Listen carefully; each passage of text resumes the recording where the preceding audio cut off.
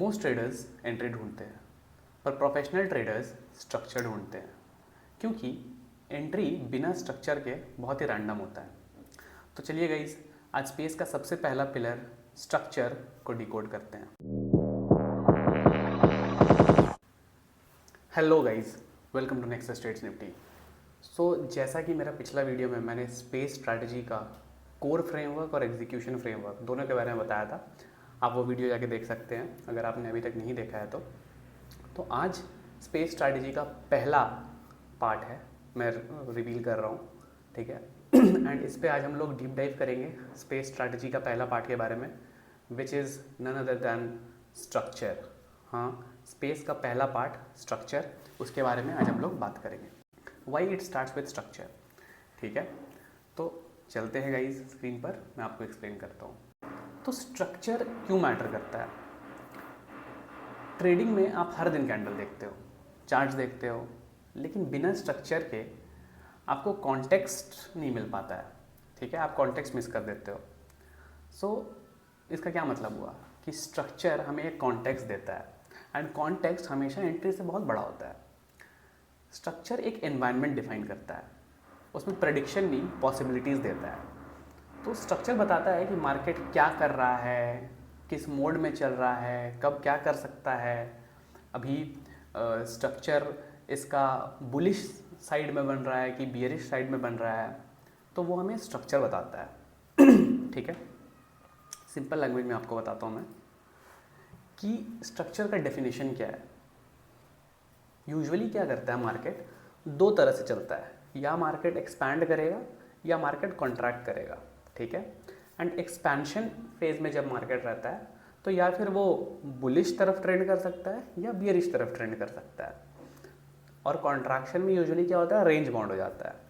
तो expansion basically trendy होता है एंड कॉन्ट्रैक्शन रेंज बाउंड होता है। तो यही दो तरह से मार्केट एग्जिस्ट करता है।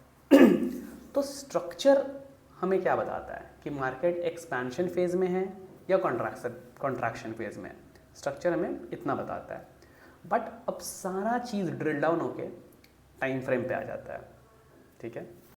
स्ट्रक्चर प्रेडिक्ट नहीं करता है, स्ट्रक्चर एक पॉसिबिलिटी डिफाइन करता है। तो जो स्ट्रक्चर पॉसिबिलिटी क्या चीज़ का डिफाइन करता है कि इस चारों चीज़ों में मार्केट किस फेज में चल रहा है, ठीक है। तो स्ट्रक्चर इतना इंपॉर्टेंट क्यों है? स्ट्रक्चर यूजुअली हर ट्रेड से पहले 4 सवालों का जवाब देता है। सबसे पहला, वेयर आर वी, हम कहाँ हैं। व्हाट फेज, किस फेज में है, कॉन्ट्रैक्शन फेज में है कि एक्सपेंशन फेज में है। हु कंट्रोल्स, कौन कंट्रोल कर रहा है, मार्केट किसके कंट्रोल में है, क्या बायर के कंट्रोल में है या सेलर के कंट्रोल में है। व्हाट इज़ द पॉसिबिलिटी, क्या जो कंट्रोल में है क्या वो ओवर पावर करेगा या उसका ऑपोजिट जो कंट्रोल में नहीं है वो अभी ओवर पावर करेगा। तो अगर स्ट्रक्चर हमें ये 4 सवाल का जवाब दे रहा है और ये 4 सवालों का आंसर हमें मिल गया तो ट्रेड एकदम सही होगा, क्लैरिटी मिल जाएगी। बट अगर इन चारों सवाल का आपके पास आंसर नहीं है तो आप सिर्फ गेस वर्क करोगे। तो ये 4 सवाल बहुत इंपॉर्टेंट है। ओके, सो आगे चलते हैं कि जैसे कि हमने बात किया मार्केट फेजेस के बारे में कि ट्रेंड, रेंज, एक्सपेंशन या कॉन्ट्रैक्शन, ठीक है। तो मार्केट सिर्फ 2 चीज़ करता है, या तो मार्केट एक्सपैंड करेगा या तो मार्केट कॉन्ट्रैक्ट करेगा। तो फेजेस यूजुअली 4 होते हैं, ठीक है। Trend, directional move, range, sideways move.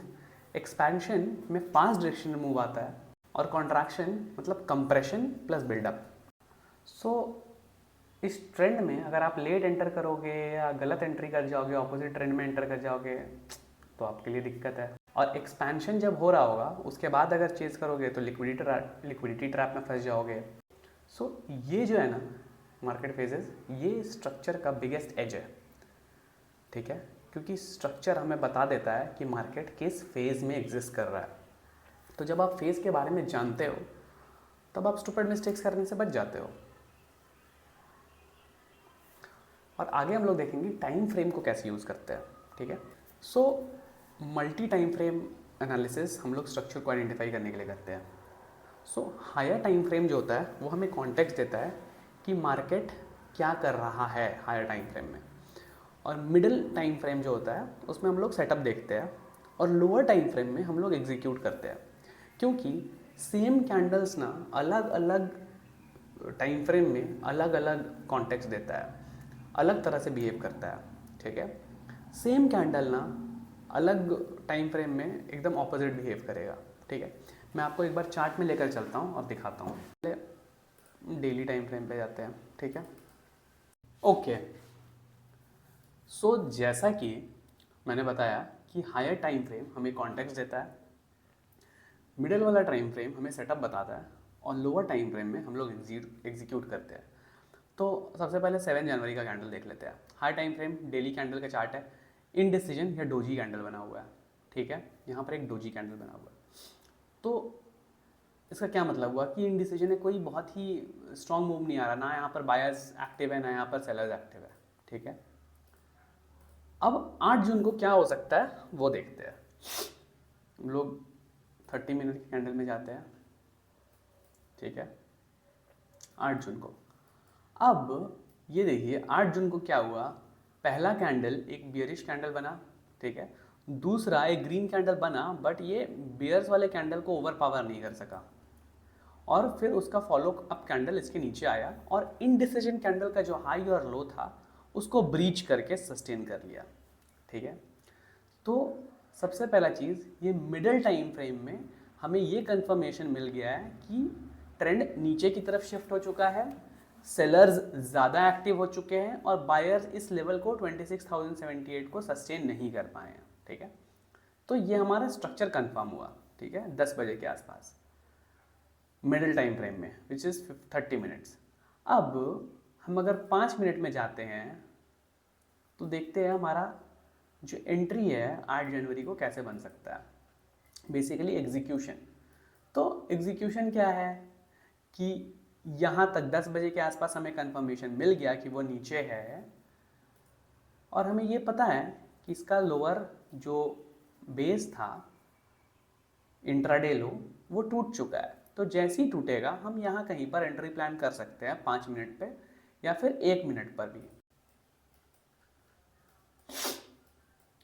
तो हम यहाँ कहीं एंट्री बना सकते हैं इस पर्टिकुलर जगह में, इस पर्टिकुलर जगह में शॉर्ट पोजीशन बना सकते हैं, जैसे इसके नीचे आएगा यहाँ पर, ठीक है। ज़्यादा नहीं, बस 25-26 पॉइंट का एसएल और 1:2 का टारगेट रख सकते हैं, और 1:2 का आप टारगेट देखेंगे ईजिली 11:20 तक अचीव हो गया, ठीक है। उसके बाद मार्केट नीचे आया है। तो जैसा कि हमने देखा टाइम फ्रेम बहुत इंपॉर्टेंट है। हायर टाइम फ्रेम में हमें एक कॉन्टेक्स्ट दिया कि इनडिसीजन है, देखते हैं मार्केट ऊपर जाएगा या नीचे जाएगा। 30 मिनट के टाइम फ्रेम में हमने ये देखा कि मार्केट ने इनडिसीजन कैंडल के लो को ब्रीच करके नीचे सस्टेन कर रखा है, और 1 मिनट या 5 मिनट में हमें एंट्री मिल गई, ठीक है। तो मल्टी टाइम फ्रेम एनालिसिस का हमने ये चीज़ देख लिया। अब आगे बढ़ते हैं। सब चीज़ सही है, बट एरर्स क्या है, एंड स्ट्रक्चर जो है वो कैसे इन एरर्स को रिमूव करता है। तो कॉमन ब्लंडर्स क्या होता है कि मार्केट को लोग हर टाइम ट्रेंडी समझते हैं, ठीक है, कि मार्केट तो ऊपर जा रहा है तो ऊपर ही जाते रहेगा, नीचे गिर रहा है तो नीचे ही गिरते रहेगा। ऐसा नहीं चलता है मार्केट में। मार्केट एक एक्सपेंशन फेज में रहता है, फिर कॉन्ट्रैक्शन चलता है, जैसा कि मैंने बताया। दूसरा क्या सबसे बड़ा एरर है कि जब भी ब्रेकआउट होता है लोग उसमें एंट्री कर जाते हैं। सबसे कॉमन एरर है कि ट्रेड कभी भी ब्रेकआउट पर नहीं लेना है, लोग लेते हैं। लोग क्या एक्सपेंशन में लेट एंट्री करते हैं, ठीक है, रेंज ब्रेकआउट को चेस करते हैं, लेट एक्सपेंशन एंट्रीज है, ट्रेंड में बायस्ड हो जाते हैं। किसी ने बोल दिया कि यार मार्केट ट्रेंडी है, बुलिश है, तो हर ट्रेड बुलिश का ही लेने लगेंगे, कहीं भी एंट्री ले लेंगे, ठीक है। तो ये सारी कॉमन एरर्स है, और ये सारे एरर्स ना स्ट्रक्चर को जाने बिना एकदम इनएविटेबल है, होना ही होना है। अगर आप स्ट्रक्चर का नॉलेज नहीं रखते हैं तो ये सारे कॉमन मिस्टेक्स आप करेंगे ही करेंगे, ठीक है। देखिए स्ट्रक्चर ना पहला पिलर है, बट बिना स्ट्रक्चर के ना सारे पिलर वीक पड़ जाते हैं, क्योंकि स्पेस में स्ट्रक्चर सबसे पहले आता है और ये सारे पेस को लिंक करता है, ठीक है। तो स्ट्रक्चर हमें कॉन्टेक्स्ट दे रहा है, प्राइस लोकेशन बताता है कि कहाँ पर उस पर्टिकुलर स्ट्रक्चर में कहाँ पर, जैसे मैंने अभी लोअर टाइम फ्रेम में जाके दिखाया कि 1 मिनट में हम लोग एंट्री ले रहे हैं, तो किस प्राइस पॉइंट पे आपको एंट्री लेना है, लोकेशन वो प्राइस बताता है। अलाइनमेंट टाइमिंग बताता है कि किस टाइम में सारी चीज़ें अलाइंड है और हम करेंगे, तो प्राइस अलाइनमेंट ये सब आगे आएंगी। कंसिस्टेंसी आपको रिपीट करते रहना है सेम चीज़, और एग्जीक्यूशन आपको आउटकम बताता है, ठीक है। सो इस पूरे पार्ट 1 में हमने क्या समझा कि the most important thing in trading is knowing the structure. अगर आपको स्ट्रक्चर पता है तो आप 80% चीज़ें ऑलरेडी समझ चुके हैं, क्योंकि स्ट्रक्चर समझना ही खुद में बहुत डिफिकल्ट है। तो जो स्मार्ट मनी कॉन्सेप्ट्स होते हैं, आईसीटी इंस्टीट्यूशनल ट्रेडिंग कैंडल्स होते हैं, या फिर प्राइस एक्शन होते हैं, ठीक है, ये मोर और लेस सारा पार्ट स्ट्रक्चर का ही है, क्योंकि इससे आपको स्ट्रक्चर आइडेंटिफिकेशन में हेल्प मिल रहा है कि मार्केट की स्ट्रक्चर में है। एंड स्ट्रक्चर से हमने सीखा कि मार्केट ट्रेंडी है कि साइडवेज है, एक्सपेंशन फेज में है कि कॉन्ट्रैक्शन फेज में है, ठीक है। कैसे हम मल्टीपल टाइम फ्रेम को हायर टाइम फ्रेम में कॉन्टेक्स्ट समझ के, मिडिल टाइम फ्रेम में सेटअप देख के, लोअर टाइम फ्रेम में हम लोग एग्जीक्यूट कर सकते हैं। तो ये सारा चीज़ अगर हमको स्ट्रक्चर बता रहा है तो स्ट्रक्चर क्या है? स्ट्रक्चर एक मैप की तरह काम करता है। एक मैप है, आपके पास मैप रहेगा ना तो आप उस पर्टिकुलर डायरेक्शन में जा सकते हो। तो मैप आपको एक आइडिया दे देता है, एक डायरेक्शन दे देता है कि कहाँ जाना है, कहाँ बढ़ना है, ठीक है।